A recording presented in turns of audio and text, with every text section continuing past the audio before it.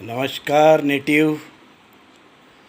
मैं nativist D Raut, अध्यक्ष native rule movement बोल रहा हूँ। भाइयों और बहनों, साथियों और मित्रों, मैं आज धर्मात्मा कबीर के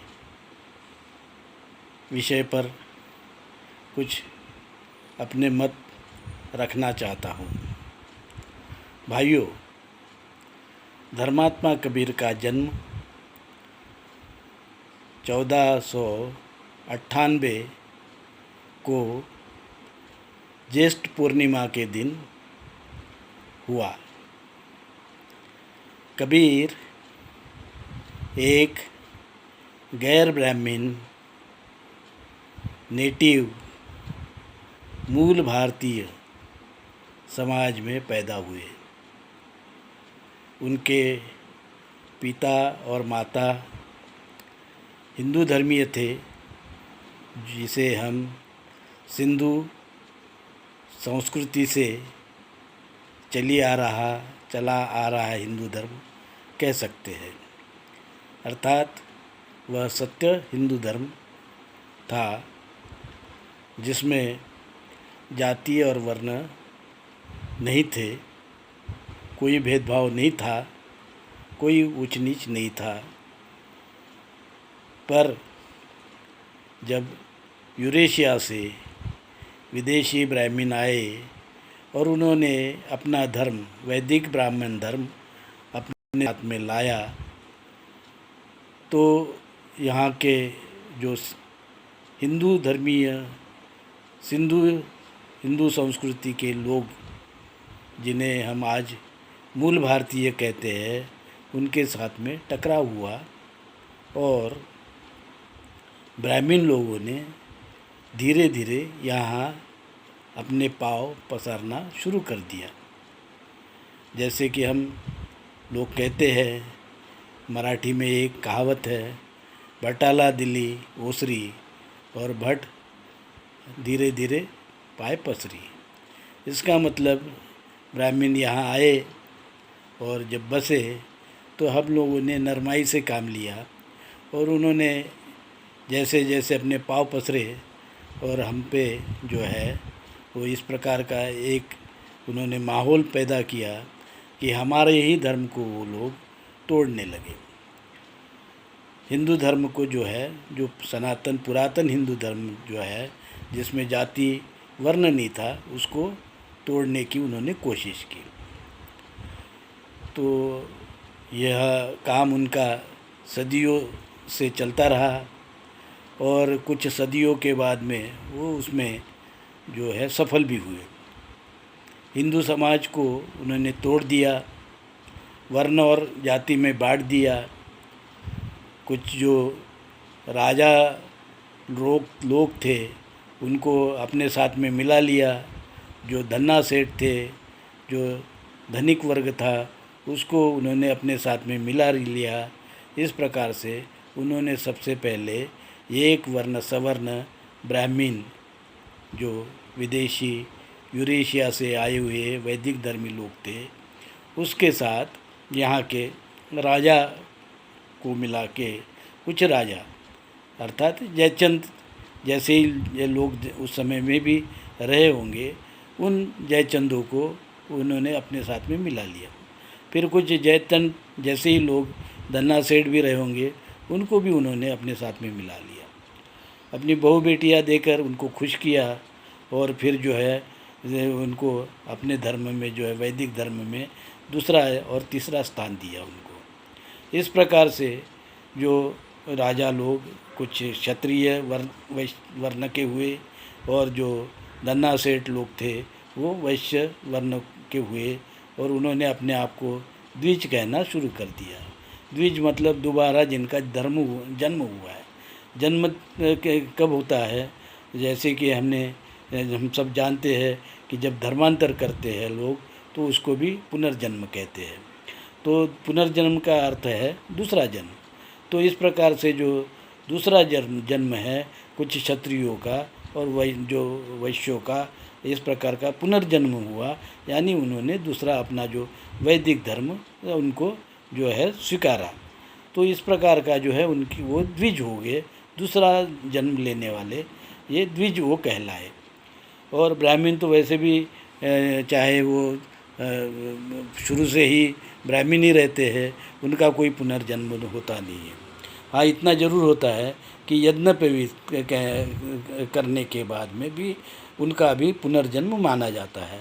तो यज्ञोपवीत का मतलब है जनेऊ डालना, और कोई जो ब्राह्मण का जो है मैं ब्राह्मण धर्म का पालन करूँगा कहना, इस प्रकार का जो ब्राह्मण धर्म स्वीकारना।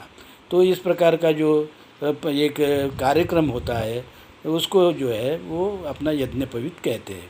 तो यज्ञोपवीत का कार्यक्रम करने के बाद में यहाँ के क्षत्रिय भी जो है जनेऊ पहनने लगे, और जो वैश्य है वो भी जनेऊ पहनने लगे। इस प्रकार का वो उनका दूसरा जन्म हुआ, द्विज बन गए वो। इस प्रकार के द्विज बनने के बाद में ये थोड़ी आबादी थी राजा लोगों की और कुछ धन्ना सेठों की।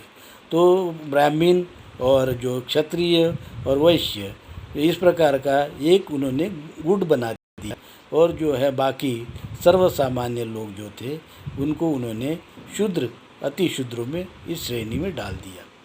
इस प्रकार का ये काम करने के बाद में उन्होंने जो है थोड़े चंद लोगों ने अपना जो है अपना जीवन इनके भरोसे, जो शूद्र और अति शूद्र जो लोग उनको जिसको कहलाया, मैक्सिमम जो तादाद थी उनको इस प्रकार से कहने के बाद में उन्होंने अपना राजसी ठाठ से जीवन जीना शुरू कर दिया।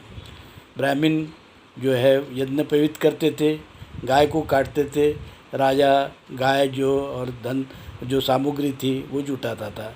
वैश्य जो है उनको इस प्रकार के सामग्री देते थे, तो गाय काट के खाते थे, मौज मस्ती करते थे, दारू पीते थे, सोमरस पीते थे, और वो नाच गाना होता था।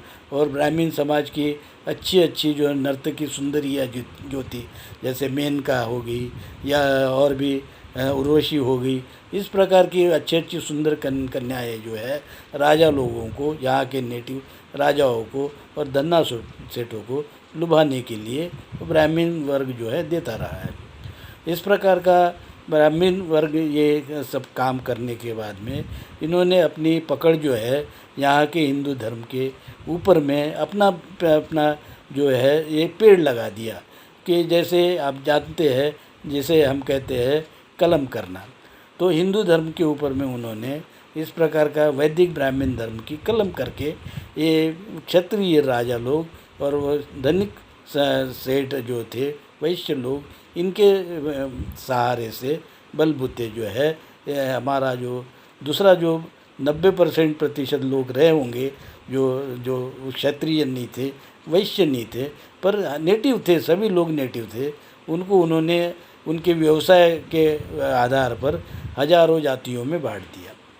ये जातियों में बांटने के बाद में फिर ब्राह्मण समाज जो है वो एक छत्र सबसे ऊंचा समाज बनने का उसका जो ख्वाब था वो पूरा हो गया। इस प्रकार से हजारों साल व्यवस्था निर्माण करने के बाद में ब्राह्मण लोगों के धर्म के खिलाफ यहाँ भारत में ये बौद्ध धर्म निर्माण हुआ, जैन धर्म निर्माण हुआ। और ये दो धर्म निर्माण होने के बाद में उन्होंने वैदिक जो वेद है उसको नाकार दिया, जाति को नाकार दिया, वर्ण को नाकार दिया, उस जो ऊंच नीच को नाकार दिया। ये नाकारने के बाद में वो काफ़ी सफल भी हुए। सफल होने के बाद में बहुत बड़ी संख्या में लोग जो है, जो पुराने राजा थे वो फिर बौद्ध बने, फिर जैन बने, और फिर जो धनिक वर्ग था, वैश्य जिसे कहते हैं, वो भी जो है ब्राह्मण धर्म त्याग कर जैन बने, कुछ बौद्ध बने। और इस प्रकार से जो ब्राह्मण धर्म जो है धीरे धीरे ख़त्म होने लगा। ख़त्म होने जब लगा तब इन्होंने जो है, जो ब्राह्मण लोगों ने यहाँ के जो जैन धर्मीय राजा थे, जैन धर्मीय और बुद्धिस्ट धर्मीय राजा थे, उनका कत्ल भी किया। कत्ल करने के बाद में उनके जो धर्म में शिरकत कर वो कुछ जैन साधु भी बने, बौद्ध भिक्खु भी बने, और उन्होंने उन विहारों को, धार्मिक स्थलों को जो है कब्जा कर लिया। जैन धर्म के जो धार्मिक स्थल थे उन पर भी कब्जा कर लिया, बौद्ध धर्म के धार्मिक स्थल थे, विहार थे, और जो भी ये रहे होंगे धर्म के प्रचार के केंद्र रहे होंगे, उनको जो है कब्जा कर लिया। और जो कब्जा करने के बाद में उसका बुद्ध धर्म का और जैन धर्म का विद्रूपीकरण कर उसे जो है ब्राह्मण धर्म का रूप देने की उन्होंने भरकस कोशिश की। अब इसमें जो है आप देखेंगे कि क्या जहाँ बौद्ध धर्म में महामाया को जो है लक्ष्मी मानी जाती थी, उस प्रकार से ही लक्ष्मी का जो रूप जो है उन्होंने अपने इसको लक्ष्मी देवी को दे दिया। महामाया का जो जिस प्रकार से चित्र बनाया जाता था उसमें थोड़ा सा हेर फेर कर उसे लक्ष्मी बना दिया गया। और इसी प्रकार से जो है सरस्वती बनाई गई, इसी प्रकार से ब्रह्मा बनाया गया। तो जो ब्रह्मा तो ऐसा तो जैसे बुद्धिस्ट साहित्य में बताते वैसा तो था नहीं, एक सीधा ऐसा एक इंसान था कि जो वहाँ यूरेशिया से वो लोग आए थे जो वर्ण और जाति को मानते थे, और वर्ण और ऊंच नीच को मानते थे, और अपने आप को ब्राह्मण कहते थे, अपने आप को वरिष्ठ ऊंचे कहते थे। तो इस ऊंचे ब्राह्मण को बनाए रखने के लिए, उनका स्थान बनाए रखने के लिए भारत में इस प्रकार से जो यहाँ के मूल धर्म थे, वो जो हिंदू धर्म था या बौद्ध धर्म था, जो जैन धर्म था, उसको इन्होंने ख़त्म करने की पूरी कोशिश की। अब जब ये कोशिश में वो कुछ सफल हुए तो फिर जो है उनका ब्राह्मण धर्म जो है आगे और भी बढ़ा। अब ब्राह्मण धर्म बढ़ने के बाद में फिर ये दो धर्म जो है ये कमज़ोर होने के बाद में फिर इस देश में ये फिर ब्राह्मण धर्म को विरोध करने की जो है मूवमेंट जो है जो उसने अपना रूप लेने की कोशिश की। इस कोशिश में हम देखते सबसे ज़्यादा महत्वपूर्ण जो है वो जो जिन्होंने हिंदू धर्म को रिवाइव किया, पुनर्स्थापित किया, इसका जो श्रेय देना चाहिए वो श्रेय हम धर्मात्मा कबीर को देना चाहते हैं। धर्मात्मा कबीर एक गैर ब्राह्मण हिंदू समाज में जो है ज्येष्ठ पूर्णिमा के दिन 1498 वर्ष साल में वो उनका जन्म हुआ था। वो जो उनके माता पिता थे वो उनका व्यवसाय जो है वो बुनाई था, और भारत में हिंदू भी बुनाई कपड़े बुनते थे और मुस्लिम भी कपड़े बुनते थे, और उनको बुनकर कहा जाता था। तो ये जो बुनकर समाज से उनके माता पिता थे, और उनको जो ये कबीर जो है उनका बेटा है जो ज्येष्ठ पूर्णिमा के दिन उसका जन्म हुआ। और वो एक तालाब के पास में, जिस प्रकार से महामाया ने जन्म दिया था सिद्धार्थ को, बुद्ध को, उसी प्रकार से एक तालाब के पास में कबीर के माँ ने कबीर को जन्म दिया था, धर्म बालक कबीर को जन्म दिया था।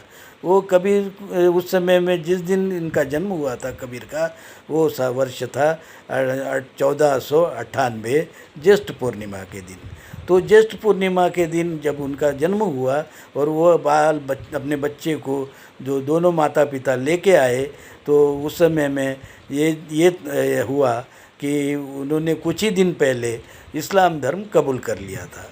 इस्लाम धर्म इसलिए कबूल कर लिया था कि जुलाहा या जिसे बुनकर कहते हैं, इनको जो है शूद्र माना जाता था, और शूद्र समाज जो है वो बहुत ही परेशान हो गए थे उस समय में, और ब्राह्मण धर्म के कारण। तो उन्होंने जो नया धर्म यहाँ इस्लाम आया था वो कबूल करना अच्छा ठीक समझा, और उन्होंने वो इस्लाम धर्म कबूल कर लिया था।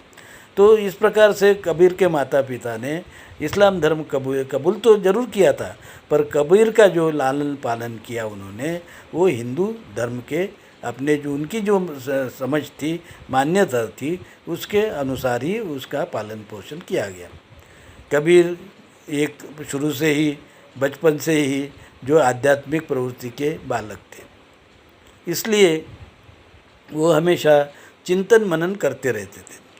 अपना चिंतन मनन करना और साफ़ सुथरा ज़िंदगी है बसर करना, ये उनका जो है बचपन से ही एक आध्यात्मिक जो है उनका लगन के कारण कार्य रहा है।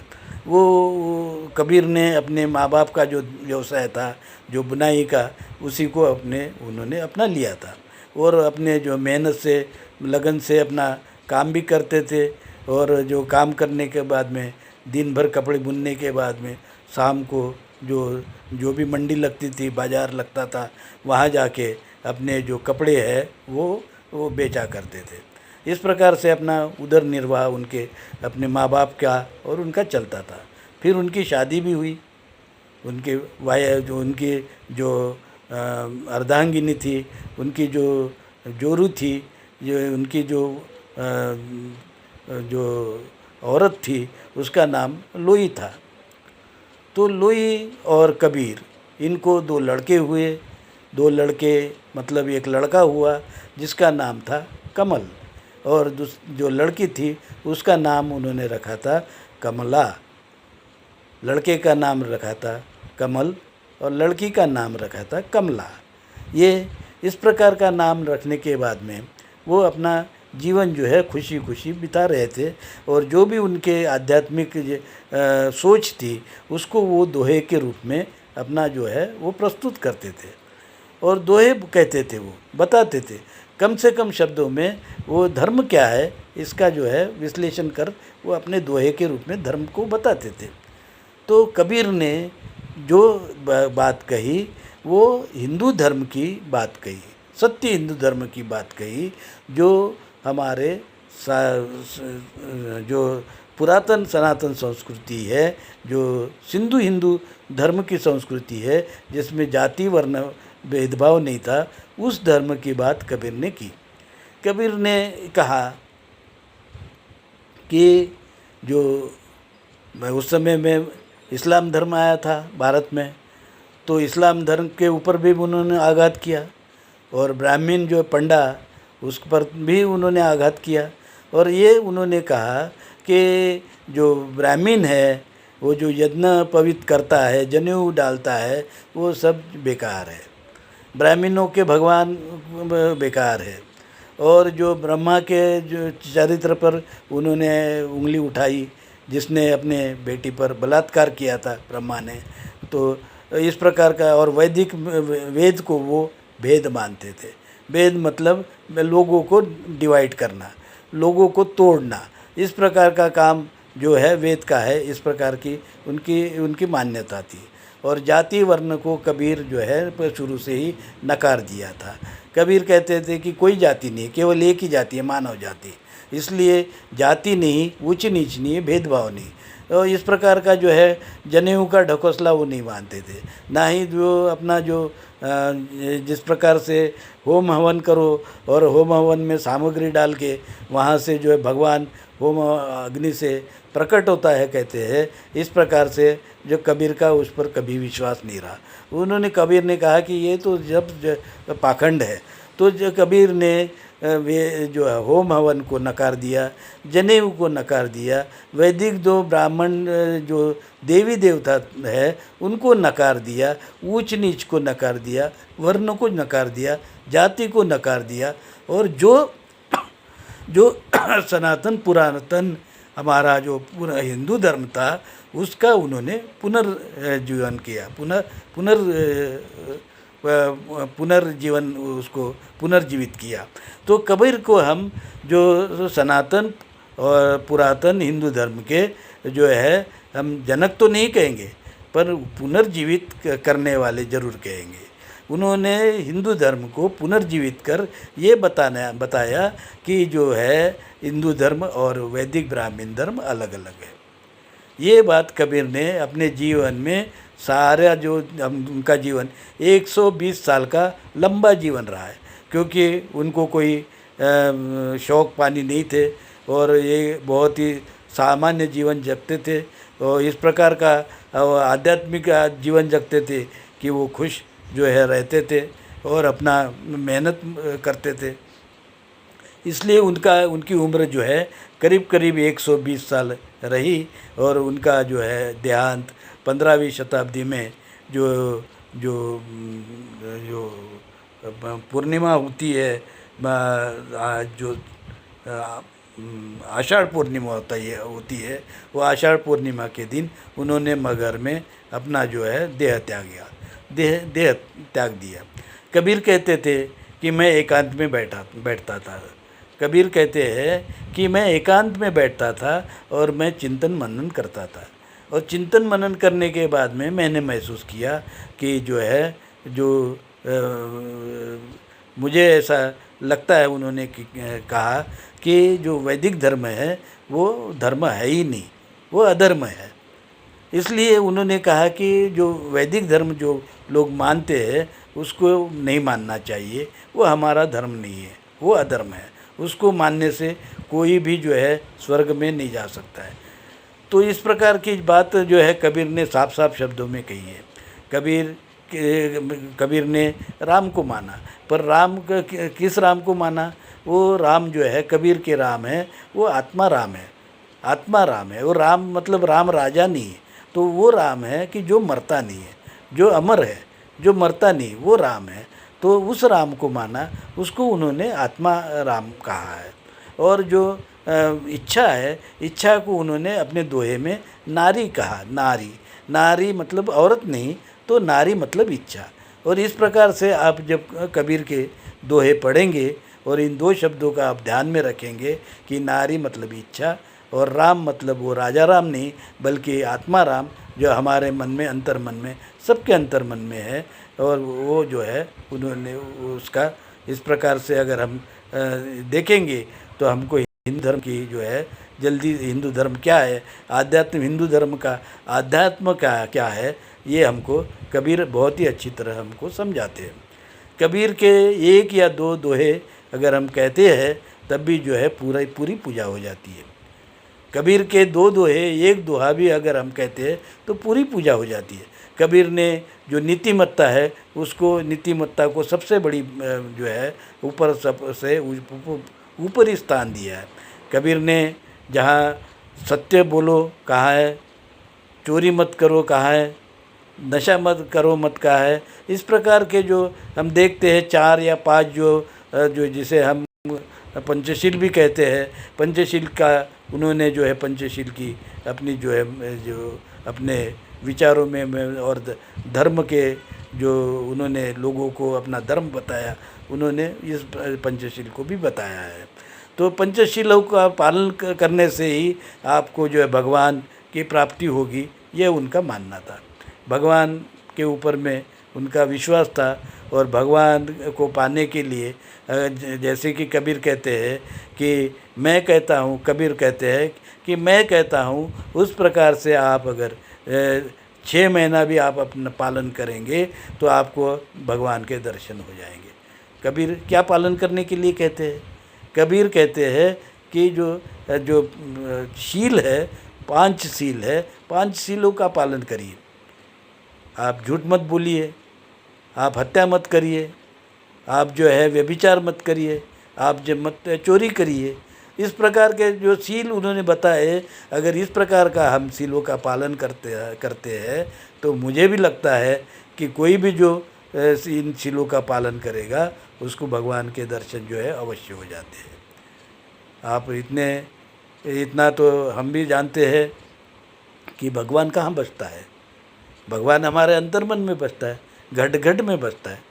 कबीर यही कहते हैं कि हर आदमी में, हर जानवर में, हर इंसान में, पेड़ पौधे में, कण कण में भगवान है।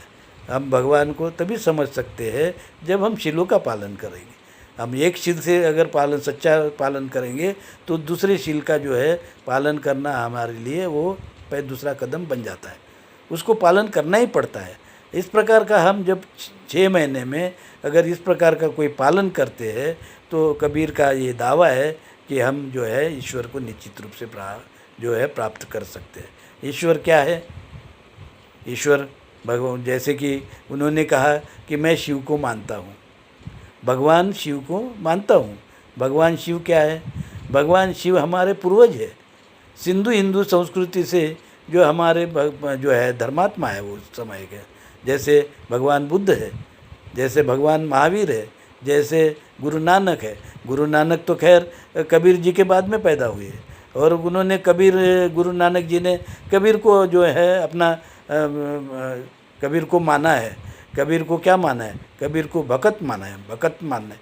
और भगत जो है जिसकी भक्ति की जाती है, तो भक्ति करने लायक जो लोग हैं उनको गुरु नानक ने माना है। इस प्रकार से जो है भगत में का जो दर्जा दिया गया है वो सबसे पहले जिनके ज़्यादा दोहे अगर गुरुवाणी में आप देखेंगे तो धर्मात्मा कबीर के है, फिर जो है रैदास के है, फिर जो है बाबा फरीद के है, और इस प्रकार के आप देखेंगे। और कुछ दोहे अपने नामदेव के भी है। इस प्रकार के आप देखेंगे कि दोहे इसमें अपने गुरुवाणी में आपको मिलेंगे। इन सबको जो है सिख धर्म भगत मानता है, जिसकी भक्ति की जाती है, पूजा की जाती है, पूजनीय है। इस प्रकार की उन्होंने इस जो है इन संतों को उन्होंने स्थान दिया है। तो ये स्थान जो सिख धर्म में ये इन संतों को, महासंतों को दिया गया, धर्मात्मा को दिया गया, इसमें सबसे अनोखे जो है धर्मात्मा कबीर है। धर्मात्मा कबीर ये हिंदू धर्म के पुनर्संस्थापक है। हिंदू धर्म का उन्होंने पुनर्स्थापना की, और उनके जो उनके संपर्क में आने वाले लोगों ने फिर वो कुछ अवधूत बने, कुछ गोसावी बने, और जो है इस प्रकार का जो कबीर ने जो हिंदू धर्म बताया उसका प्रचार प्रसार किया। शिवाजी महाराज का जन्म 1630 में हुआ, और उन्होंने 1674 को जो है अपना राज्याभिषेक किया। और जिसने उनका राज्याभिषेक किया था, शिवाजी महाराज का दूसरा राज्याभिषेक जिसने किया था वो हिंदू धर्म के गोसावी थे। जो हिंदू धर्म के गोसावी थे, वो जो गोसावी और कुछ नहीं है, वो धर्मात्मा कबीर ने जो हिंदू धर्म बताया उसके ही पुजारी थे। कबीर ने अपने हिंदू धर्म के पुजारियों को क्या क्या कहा है? अवधू कहा है उन्होंने, और क्या कहा है? उन्होंने गोसावी कहा है। और वो गोसावी अवधू को वो संत मानते हैं, महासंत मानते हैं, वो बहुत ही विद्वान मानते हैं, और उनका जो है हमेशा ये समाज उनके तरफ गुरु जैसा देखते हैं। ऐसा जो है कबीर ने माना है कि उनके तरफ में हमको गुरु जैसे देखना है, धर्म के गुरु जैसे देखना है। जैसे वैदिक ब्राह्मण धर्म में ब्राह्मण को देखा जाता है, उसी प्रकार से जो अवधू है, जो गोसावी है, उनको हमको देखना चाहिए हिंदू धर्म में। इस प्रकार का कबीर ने बताया है। तो कबीर ने जो धर्म बताया है हिंदू धर्म, उस धर्म के अनुसार ही शिवाजी महाराज ने अपना दूसरा राज्याभिषेक किया था। तो इसलिए मैं कहूँगा कि शिवाजी महाराज जो है वो कबीर को मानने वाले थे। शिवाजी महाराज ने कबीर को माना, तभी उनको जो है ये ज्ञान प्राप्त हुआ कि वो हिंदू धर्मी है, ब्राह्मण धर्मी नहीं है। और फिर उन्होंने ब्राह्मण धर्म का त्याग किया। शिवाजी महाराज ने जनेऊ जो है उतार कर फेंक दिया और दूसरा राज्याभिषेक किया। और शिवाजी के बाद में उनका जो बेटा था संभाजी, वो भी उसने भी यही जो उनके ही पिताजी के कदमों पे चलकर जो हिंदू धर्म का जो है उन्होंने प्रसार किया। शिवाजी महाराज जो चाहते थे कि हिंदू धर्म जो है प्रबल बने, पर दुर्भाग्य से शिवाजी महाराज को विष दिया गया, और जो है उनकी मृत्यु केवल 50 साल की उम्र में जो है 1680 में हुई। ब्राह्मणों ने जो है इस प्रकार के षड्यंत्र किए कि उनकी मृत्यु बताई गई कि जो है गुड़गा होता है पाँव का, जो उसके दुखने के कारण हुआ है। तो वो गुड़गे के दुखने के कारण तो किसी की मौत नहीं होती है। जो मौत शिवाजी महाराज की हुई है वो एक प्रकार का पूरा ब्राह्मण लोगों का, वो जो ब्राह्मण लोग वहाँ उनके फैमिली में नौकर थे, वो उन्होंने जो है षड्यंत्र कर उनको विष दिया और जो है शिवाजी महाराज को मार दिया। ये सच्चाई है। शिवाजी महाराज केवल 50 साल जिए और जो 44 साल की उम्र में उन्होंने अपना राज्याभिषेक किया। और वो भी कबीर ने जिस धर्म का जो पुनर्जीवित किया हिंदू धर्म, उस धर्म के दोहे के का जो है का पठन कर कर कबीर कहते हैं कि कबीर के दोहे अगर एक भी दोहा आप समझ लो और उसका पालन करो तो आपका जीवन जो है सार्थक हो जाएगा। तो साथियों, कबीर और छत्रपति शिवाजी महाराज का जो जो रिश्ता है बहुत ही करीबी रिश्ता है। जिस प्रकार से डॉक्टर बाबा साहब अम्बेडकर कबीर को मानने वाले, उनके पिताजी कबीर को मानने वाले थे। मेरे पिताजी बाबा साहब के पिताजी रामजी सबकाल कबीर के अनुयायी थे। उनका पूरा खानदान जो है कबीर अनुयायी था। तो इस पर हमारा भी खानदान पर जो है, हम भी, हमारे पूर्व पिताजी और उनके पिताजी भी है, हम भी कबीर को मानने वाले लोग रहे हैं। तो कबीर को हम मानते थे, इसलिए मानते थे कि कबीर ने सत्य हिंदू धर्म का पुनर्स्थापन किया, उसको जीवित किया। और जीवित करने के बाद में उन्होंने जो धर्म बताया उसी का आधार लेकर कभी नानक जी ने फिर सिख धर्म का जो है निर्माण किया गया। सिख धर्म में कबीर का स्थान अद्वितीय है और कबीर को पूरे विश्व में माना जाता है। कबीर भारत में जितने प्रसिद्ध है उतने ही प्रसिद्ध विश्व में है। विश्व के बहुत सारे लोग जो है कबीर को मानते हैं और हिंदू धर्म का धर्मात्मा कहते हैं। तो हिंदू धर्म की स्थापना कब हुई, इस पर तो हम इतना ही कह सकते हैं कि हिंदू धर्म की स्थापना हमारे सिंधु हिंदू संस्कृति में जब थी तब भी हिंदू धर्म था। इसलिए हमारे पूर्वजों ने काफ़ी समय पहले हिंदू धर्म की स्थापना की होगी। हो सकता है ये लोक धर्म रहा होगा और या कोई ऐसे भी महापुरुष रहे होंगे जैसे भगवान शिव जैसे, जिन्होंने इस धर्म को विकसित किया होगा। तो भगवान शिव, राम, कृष्ण, ये सब नेटिव लोग हैं। कृष्ण का आप जीवन देखेंगे, राम का जीवन देखेंगे तो आपको समझ में आ जाएगा कि वो भी हिंदू धर्मी थे, वो वैदिक धर्मी नहीं थे। शिव, यहाँ तक कि राम के पिताजी के समय में जो वैदिक जो होम हवन है उसका राज आज्ञा से ही विरोध किया जाता था। जो सैनिक थे, जिन्हें हम रक्षक कहते थे, वो जो है ब्राह्मणों का, वैदिक ब्राह्मणों का होम हवन तहस नहस करते थे। राम ने जो रावण को मारने के पहले पूजा की थी वो शिव की, भगवान शिव की पूजा की थी। बालू में उन्होंने जो है शिव का जो जिसे पिंड कहते हैं वो बनाया था। और जो पिंड होता है उसका आकार तो जैसे स्तूप होता है उसी प्रकार से होता है, उसको बनाया और उसकी पूजा की थी। और उसके बाद में जो है रावण का वध भी किया। रावण तो ब्राह्मण था, ये तो साफ साफ लिखा है। हम जो लिखता है, लेखक जो लिखता है उसको तो हम बदल नहीं सकते। रावण ब्राह्मण था, ये साफ साफ लिखा हुआ है रामायण में। तो हम तो रावण को ब्राह्मण ही मानेंगे और रावण को मारने वाला जो है राजा राम था। इसी प्रकार से श्री कृष्ण ने जो है अश्वत्थामा नामक एक ब्राह्मण को मारा था। उसने क्या किया था, द्रौपदी के छोटे छोटे बच्चे थे, सो रहे थे, उसको सोते हुए, वो सोते समय में उनको मार दिया था। इतने नीच ब्राह्मण होते। बच्चों को जो बच्चे सो रहे हैं उसका जो गला काट दिया था इसने, जो अश्वत्थामा ब्राह्मण, उसने गला काट दिया था। वो किसका लड़का था, द्रोणाचार्य का लड़का था। द्रोणाचार्य कौन था, जिसने जो अंगूठा मांगा था अपना एकलव्य का, वो था। तो एकलव्य का अंगूठा मानने वाला ब्राह्मण, ये जो सोते हुए बच्चों को मारने वाला ब्राह्मण, इसको श्री कृष्ण ने इसको मार दिया था। और कौन है जिसने ब्राह्मण को मारा?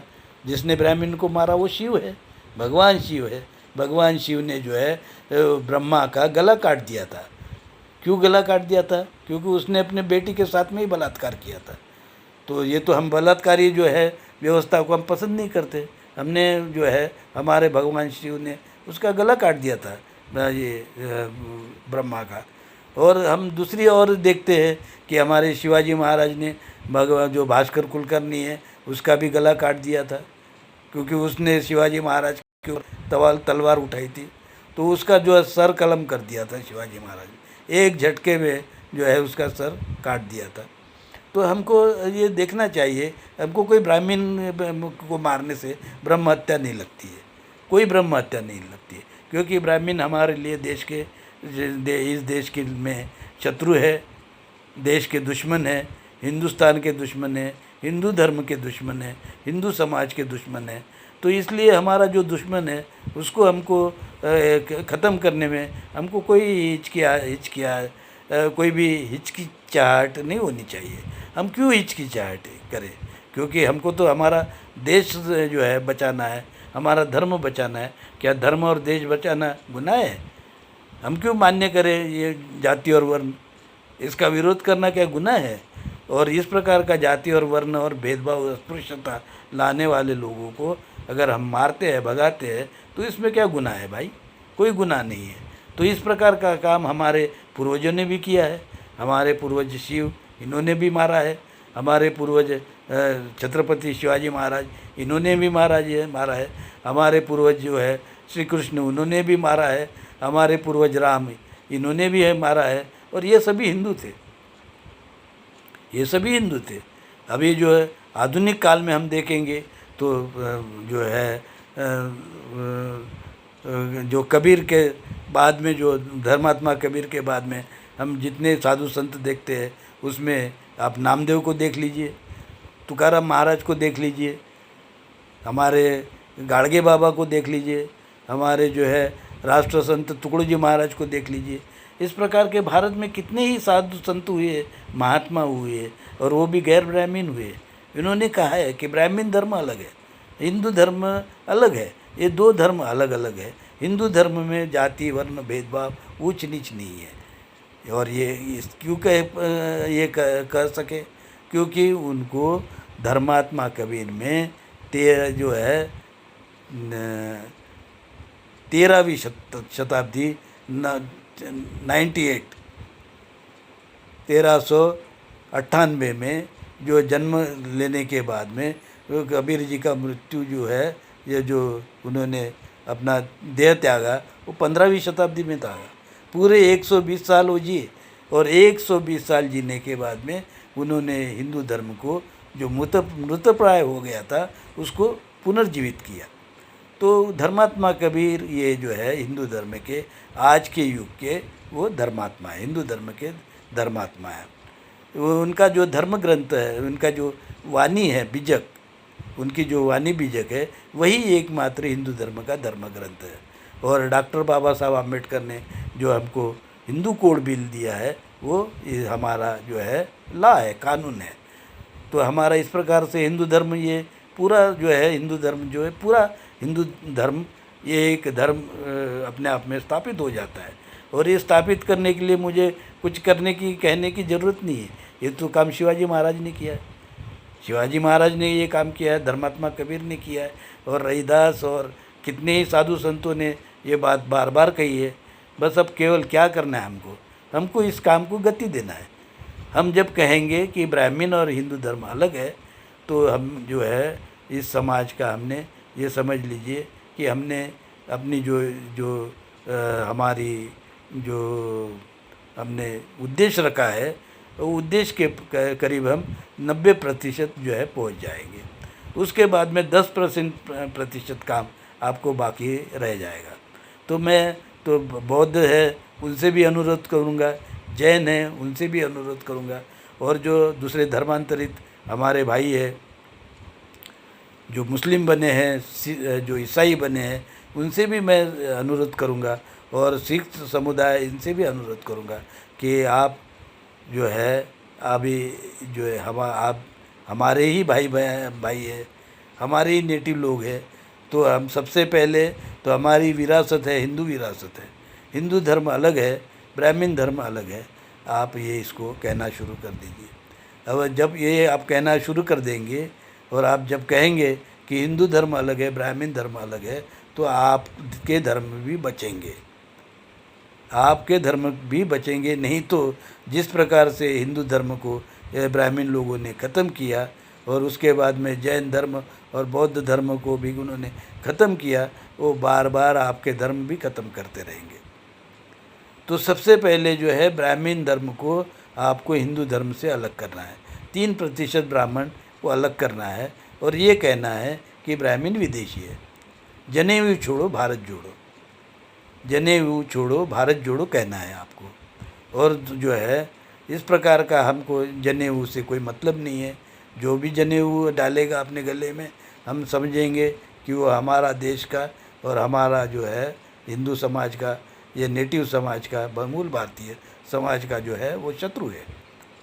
फिर वो ये न क्यों हो कि वो ब्राह्मण भले ही न हो पर ब्राह्मणवादी तो है, इसलिए शत्रु हो जाता है। तो शत्रु को हम शत्रु ही कहते हैं। हम शत्रु को कोई अपना मित्र तो नहीं कह सकते, क्योंकि हमारा जो शत्रु है हमारे देश का शत्रु है। तो मैं जो इस प्रकार के जो ब्राह्मणवादी है वो भी हमारे शत्रु है। तो मैं सभी गैर ब्राह्मण धर्म है उन सभी गैर ब्राह्मण धर्मियों से अनुरोध करूँगा कि सबसे पहले आप हिंदू धर्म और ब्राह्मण धर्म अलग अलग है ये कहना शुरू कर दीजिए।